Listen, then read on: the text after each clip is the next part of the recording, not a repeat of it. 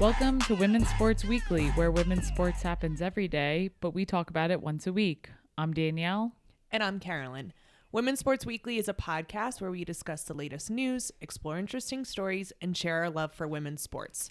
Follow us on Instagram, YouTube, and TikTok at Women's Sports Weekly Pod. Follow us and rate us on Spotify and Apple Podcasts. Danielle, you mentioned we talk about women's sports just once a week, but that is a lie this week. What are we doing? That's right. To give you all the March Madness coverage, we are releasing 2 shorter episodes this week. We are releasing one today covering the Sweet 16 and first half of the Elite 8 games, and one on Thursday covering the remaining Elite 8 games that we weren't able to cover on Tuesday. We don't want to miss any of the fun during this time of year. So that means this week we will just be focused on March Madness. We will get back to our regularly scheduled programming, but you're going to get a double dose of us this week. All right, let's get into it.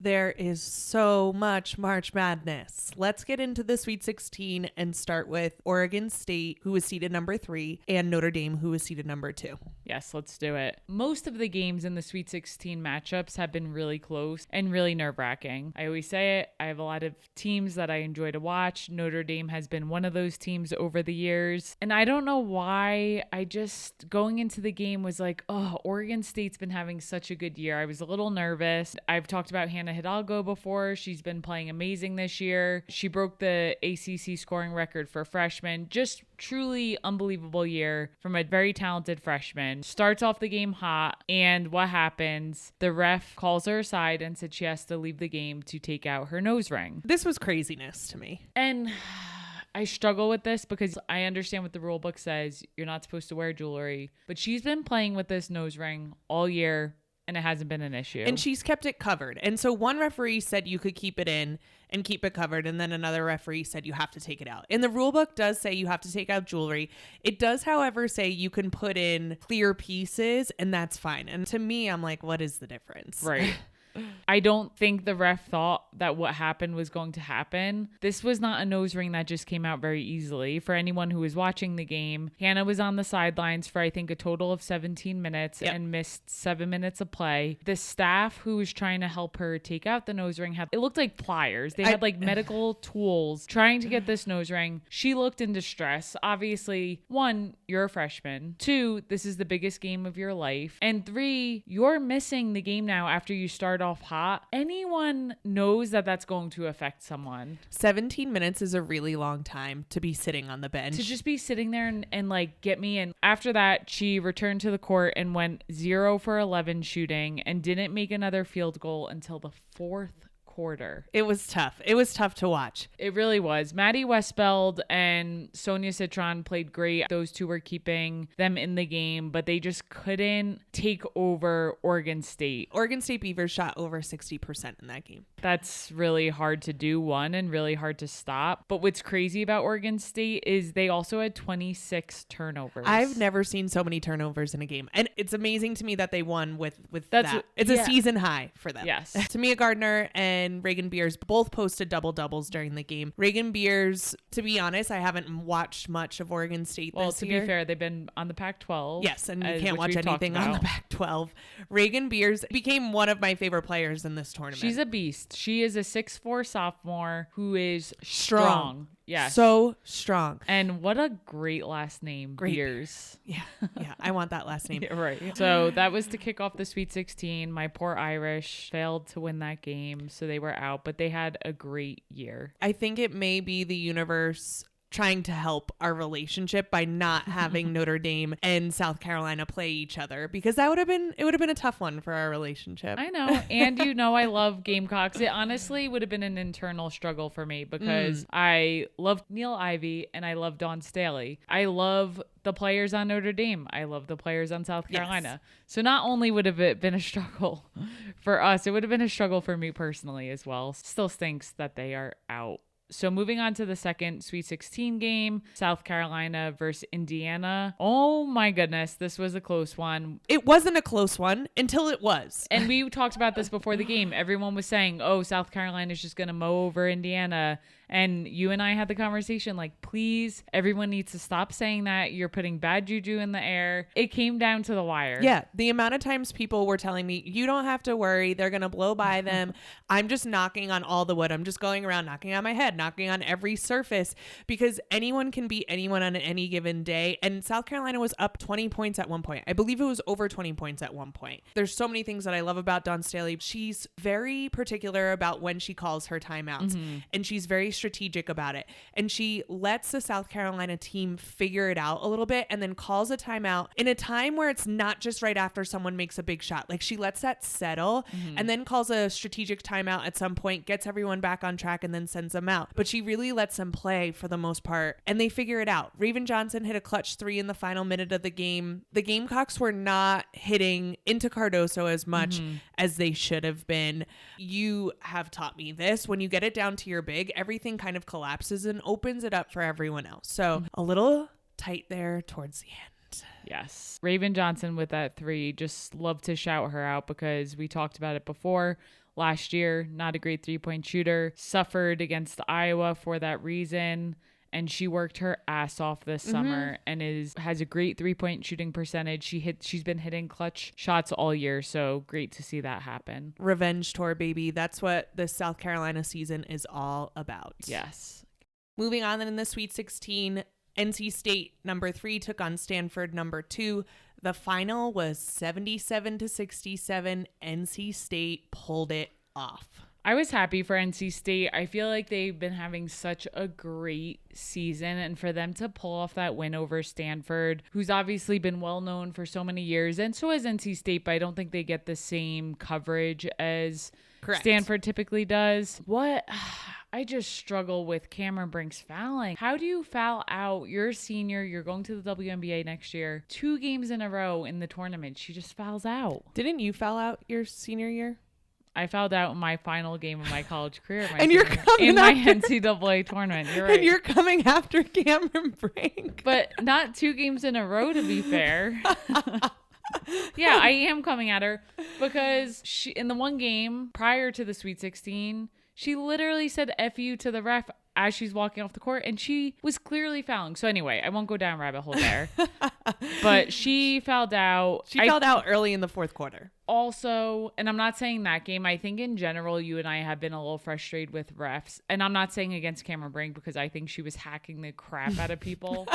To go off of that, Kiki Iriafen was also playing with 4 fouls that game. And that hurts when your 2, arguably your best players on the floor are in foul trouble. That's crazy. All credit needs to go to NC State, though. They've been on a roll. Isaiah James for NC State was unstoppable. 29 points, 25 of those points in the second half. Insane. Shooting from the March Madness logo and draining them. Someone who does not get enough coverage. Isaiah James is here to play, and she is having a great tournament. And when I think about players who are playing extremely well, like if I were to think about an all-tournament team, she's got to be on it. Oh, yeah, for this tournament for sure. NC State is the 3 seed. They began this season unranked, and they were picked to finish 8th in the ACC. That is wild. I was wrong. I admitted. I didn't think NC State was going to make it this far. I didn't think they were hitting the stride when they needed to, but they are proving me wrong. They're doing real well. On to Texas, number 1, who took on Gonzaga, number 4.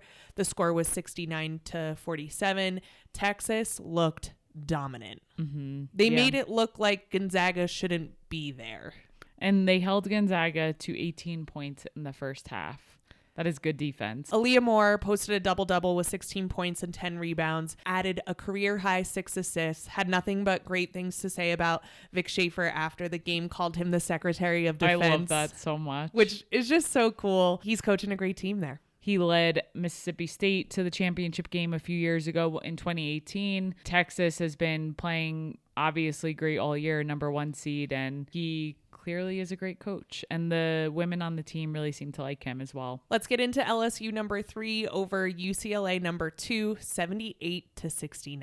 LSU won. So Angel Reese had 16 points and 11 rebounds, so a double-double. Another player who's been taking over this tournament is Flau'jae Johnson with 24 points and 12 rebounds. She, for me, has been the best player in this tournament. I can't argue that because watching her play, I feel like they've been down on some games and she's just rose up to the occasion and has been riding that team on her back. She does better under intense pressure and a spotlight. And last year, I thought she was amazing as a freshman. And this year as a sophomore, you could just see the growth in her game and how confident she is. I feel like whereas last year, she might have been a little more timid to take over a game, just being a freshman coming into the SEC. She's just in that spotlight and she owns it. And another player on LSU, there's so many players that I really enjoy watching on LSU. And the other one is freshman Michaela Williams. Yes. Their connection and the way that Flage and Michaela Williams work together, in my head, I'm like, they are going to be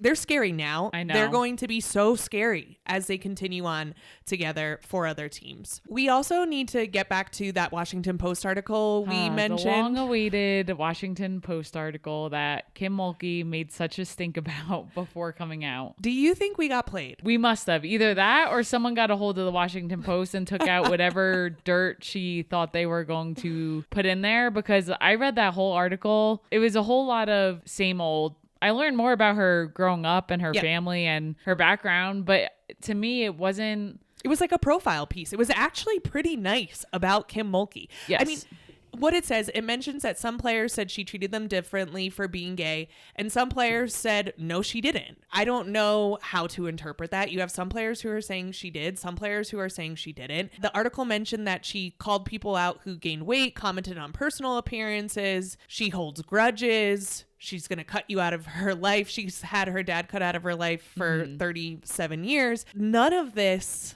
is really news to me, right. And really none of it is surprising. She doesn't care about COVID. I already knew that. It really just felt like to me a whole bunch of nothing and things that we already knew about her. She's definitely one of those polarizing people. You either love her or you hate her. There's no in between. I know people who I talk to who don't really watch women's basketball at all, but they'll just say, oh, I love the LSU coach. I love how she dresses. I love her passion. Or there's people who are like, don't say that. And it's interesting because whether you love her or hate her, people are talking about her. And at the end of the day, that's good for the game.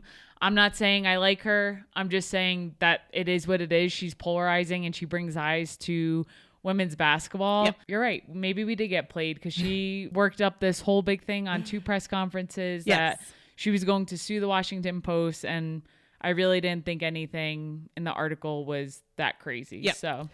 And to me, it's like, I wouldn't want to play for her, but a lot of people would. And a lot of people don't care about those types of things. They want to go somewhere and they want to win. Right. And they don't care. She wins. Exactly. They don't care how it gets done. They don't care if the coach cares about you personally. They are there to win games. And if that's your choice, I fully support that. I think people need to do what's in their best interest. And obviously, Kim Mulkey always does what's in her best interest. And I really think we got played by Kim. She knows how to get publicity and eyes on her and her team. And any news is good news for her. Whenever someone is great at something, and she's a great coach, she was a great player back in the day, people are going to hate you. Yes. If someone is great, you either are loved or you're hated. You're polarizing, and she does a lot of things that could rub people the wrong way or people find exhilarating to be a part of. So, all right, on to Iowa #1 over Colorado #5. Our poor Buffs. The final score was 87-68. Iowa was cruising. Yeah, that was hard to watch. Us being Buffs fans, going to a lot of games this year, they started off the season so hot. To be honest, towards the end of the year, you and I have said it, they haven't been finding their stride. So, and then I thought maybe they get it. And I was wearing all black yesterday, and I looked at you were like, "Oh, all black," and I was like, "Yeah, for Iowa's funeral today." Yeah, you missed the mark on that one. I did, and you didn't even laugh at my joke, which I thought was a good joke. It went right over my head. To be fair, but we actually went to a women-owned brewery here in Denver called Lady Justice for the game, a watch party hosted by WNBA Club Denver. It was packed there for the game. It was like the coolest standing thing to room see. only when we walked in. Yes, so I had to cool. pull in chairs from outside, sit next to random people. It was so fun. It reminded me to get out of the house more. I know. We say this all the time. We have definitely become more of homebodies and don't go out as much as we used to. Last weekend, we just sat on our couch watching games all weekend. Yes. And it was nice to go out and just see all these people rally around the game. Yeah. Some, I think, were true basketball fans. Some were just there to watch and support and enjoyed it. And all was fun. Yes. And it was cool to meet different people and just be in that environment where people were excited about women's basketball and excited for the Buffs or excited for Iowa. There were a mix of fans there. Really cool for the owners of that brewery to be like, yeah, we're going to make this a watch party for this game. And every single TV in that brewery just had this game on. And they continue to play women's games the entire rest of the day. Mm-hmm. It makes me even more excited for the women's sports bar that is coming to Denver, the 99ers that we've talked about. So yesterday, definitely, I was just like, oh, this is going to be great because it's going to be this type of crowd that's at that bar. And it's just going to be awesome to be around in that environment. Everyone was there for the same common goal, which is when we talk about going to the Final Four, why I think it's also such a great environment, because everyone's there for the same reason. Community to me is one of my pillars of what I think is most important in life. Being there, I was like, oh, this is where you find community, right? You go to places where you of your own personal interests. And we met people yesterday, which was so cool. Like, to meet new people. It's so hard to make friends in your 30s, but to meet like-minded people and just chat with them, it felt really good to do that. It really did. And it felt really good, especially because we had to watch this horrible game.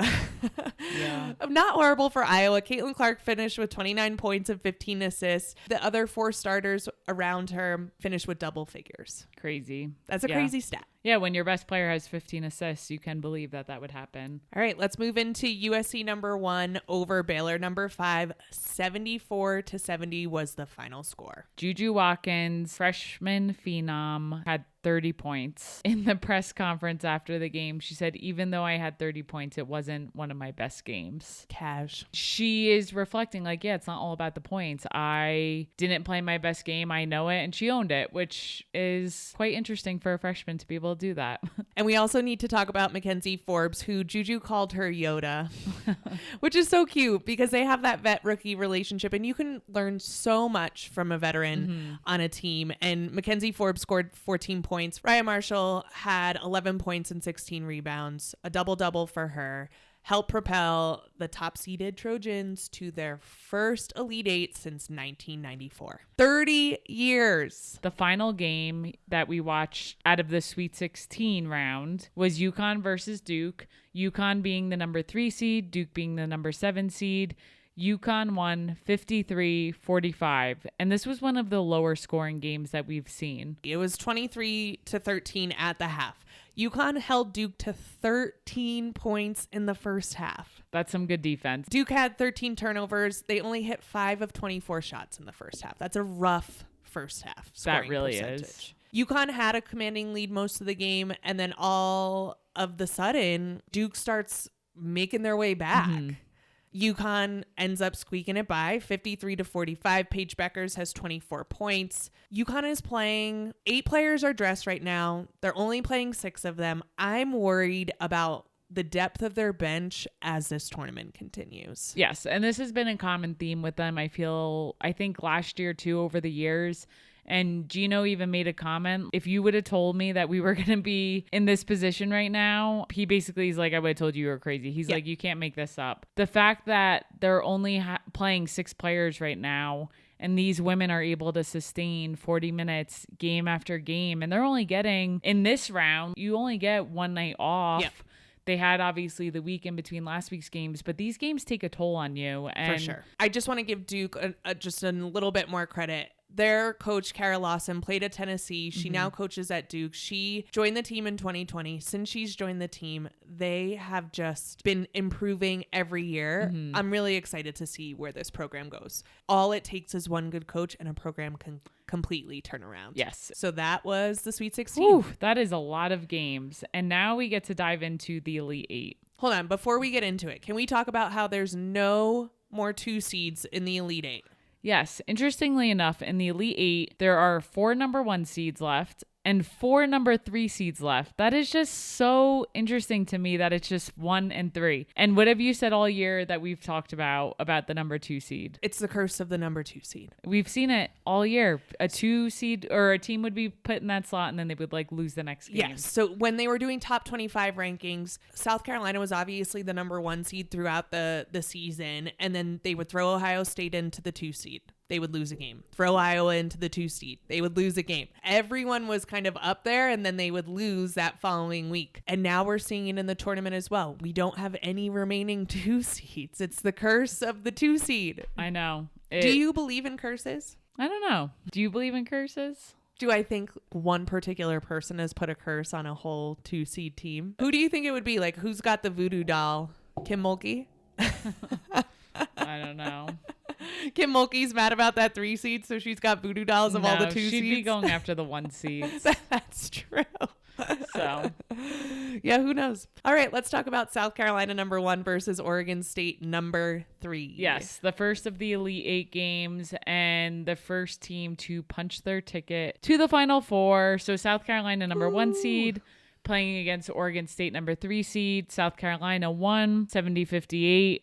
I was a little worried going into this game. For sure. Not because I don't have faith in the Gamecocks. I don't really get nervous for them, which is also not a good feeling because I'm like, I should be a little nervous because anything could happen. Oh, I'm nervous for them the whole time. So. And Oregon State's just been playing unreal.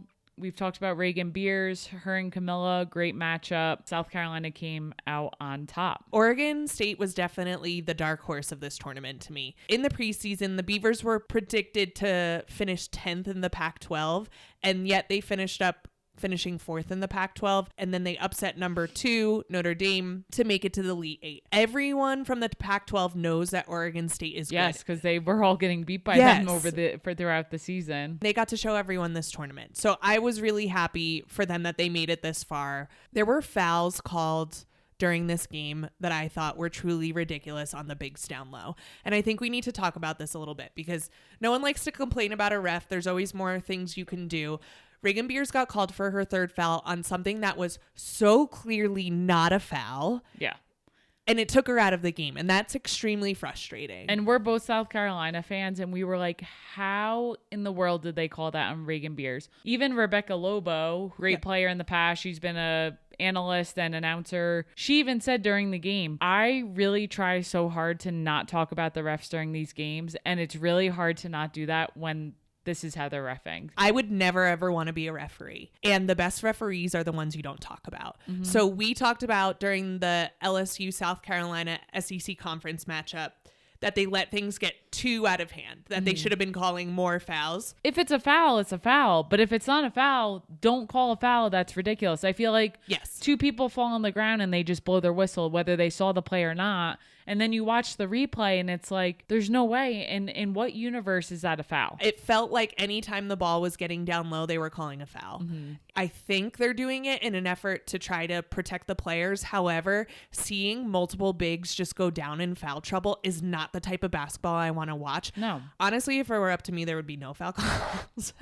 But I know that's not safe for anyone. I think we need to let them play just a bit and not be so instant with there's contact and I'm going to blow my whistle. Yeah. I also wish college players got 6 fouls like the NBA. I feel like that would alleviate some of that's a good point. The struggle. You could get 3 per half. But anyways, yeah, it's just frustrating when players are being taken out and it just sets a bad tone for the rest of the game. I feel like the way the referees have been calling the games, and especially when the referees were on a home court, was benefiting the higher seed. Mm-hmm. And we've been seeing this more and more. And I remember last year when we were at the Final Four, I wasn't crazy about the officiating then either. Last year, it was so many off the ball fouls. Mm-hmm. They just kept calling off the ball fouls. And I was like, I don't even see where it is on the court. Why do they keep calling it? I hope the Final Four is not like this. I hope they have a reset.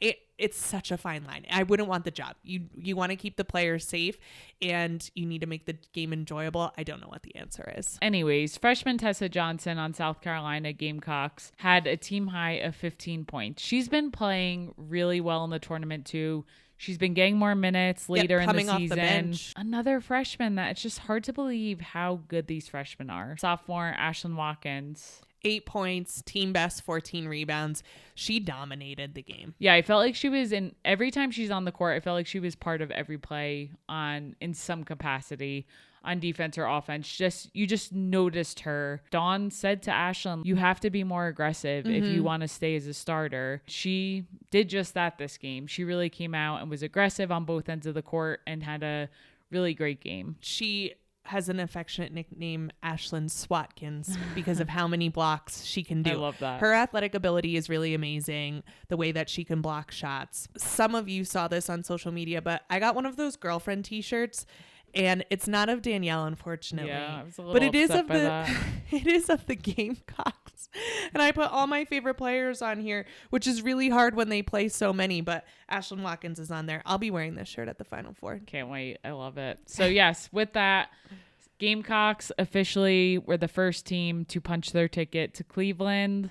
Great so we for will me. see them there. I'm pumped to Great see for them. my outfits because I only have outfits planned around Gamecock attire. I know. That would be really unfortunate. Yeah, really unfortunate for me and my outfits. Okay, let's also get into NC State number 3 over Texas number 1, 76-66. NC State pulled off another win. And Isaiah James, holy crap. She just went off. She was 7 for 9 for her 3-pointers. And out of those 7, 5 for 5 in the first half from the 3-point line. We need to talk about this. I wonder what side she was shooting on, because before the game, there was this 3-point line debacle. Yes. First of all, in what universe does this happen? I don't know. I have so many questions about how they and make courts. I'm going to set the bar now to just let everyone know who may not know this. The women's 3-point line is the same distance as the men's 3-point line. And yet somehow... in Portland this whole time. Yes. So we have our Albany region and the Portland region. And in Portland... they have been playing with one 3-point line farther than the other. It's not that both are off. One is shorter than the other. One is longer than the other. We don't even know which one's right. And all the Sweet 16 games in Portland were played from this wacky 3-point line distance, but they just noticed it today, being Sunday, for the Elite 8 game, which is just mind-boggling to me. It is. And in my head, I'm like, how do you make a court? Aren't they taking one side and just flipping it? I don't know have no how idea you screw how that a court up. is Yeah, made. I have no idea how you screw that up. I'm not taking anything away from Isaiah James. She was lights out once again, had She was 27 5 for points. 5 on the first half. It doesn't matter where she was shooting from. That is an unbelievable stat. And yes, 7 for 9 overall, 27 points. This junior has been playing lights out, and Yes. she has so much energy, and I just really like her game. I like the way her and Sanaya Rivers play together. Yes. Really, really fun to watch. And their center, River Baldwin, also had a great second half. She had 0 points in the first half, was obviously struggling when you don't score any points in the first half, and had double digits in the second half, played really, really well. I think she was really important down the line of that game as well. All around, NC State just played a great game. NC State started this season unranked. If you told me they were going to be in the Final Four, I don't know if I would have believed you. I didn't pick them for the Final Four, so I probably wouldn't have. And we have to talk about Texas again. Their freshman, another freshman who we have not talked enough about this year, Madison Booker, is so good. She wasn't recruited to be their point guard, but their Texas point guard got hurt. So Madison Booker has taken over that role with grace. And just that role in general is a really hard position. And for that not to be your normal position and just come into As a freshman. to NCAA as a freshman and to be able to do that. And the point guard runs the floor, right? They're running the plays. Every play goes through them at some point. And I think what most freshmen struggle with when they get onto a team in college is learning the system, learning how their coach likes to operate, learning the system of offense. It takes a lot of time and a lot of mental capability to get that down. And she just got thrown into it. And she became the first freshman to win Freshman of the Year and Player of the Year in the Big 12. Craziness. Yes, that has never happened before. I'm just so excited. Not that I'm trying to rush the season to be over, but You're already so excited for next basketball season. Well, what I'm trying to say is we just know the next however many years to come are going to be just getting so much better year over year because so many teams have these incredible freshmen and teams are going to continue to recruit these unbelievable players. And we're going to watch these current freshmen grow over the years into seniors and only get better. NC State is the second team to punch their ticket to the Final Four. So once again, we will see them in Cleveland. As it stands right now, we only know 2 of the 4 Final Four teams. It is Sunday when we are recording. We will come out with another episode later in the week. So we'll come out with tuned. it on Thursday. Yes, Thursday. So stay tuned to hear our hot takes for the LSU versus Iowa game, which is going to be a showdown, the matchup of the century. UConn versus USC, also going to be a great matchup. And I feel like this could be like these Elite 8 games, any of these teams being in the Final Four in these matchups as they are would have been a great Final Four. And that's just the Elite 8. These games are just getting better and better. And they were great from the start. So for them to even have room to get better is pretty cool. That's it for today. We will be back in your feed on Thursday for another episode of Women's Sports Weekly. In the meantime, watch women's sports, rate and subscribe to the pod on Spotify, Apple, and YouTube. Share the podcast with your friends and family. Keep sending us topics you want us to cover on Instagram at Women's Sports Weekly Pod. Thanks for joining us and see you soon.